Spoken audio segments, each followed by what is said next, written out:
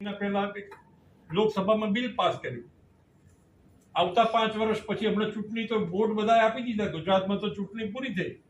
બીજી ચૂંટણી આવશે તો મહિલાનું અંદર યોગદાન 33% લોકસભામાં. એટલે આપણી સ્ટ્રેન્થ અત્યારે લોકસભાની 543 છે. 543 એને ડિવાઇડેડ બાય આપણે 33% કરીએ તો 180 મહિલાઓ લોકસભામાં બેસવાના છે આવનારા 5 વર્ષમાંથી. એટલે અહીં બેઠેલા કોનું ક્યાં ભવિષ્ય છે ખબર નથી.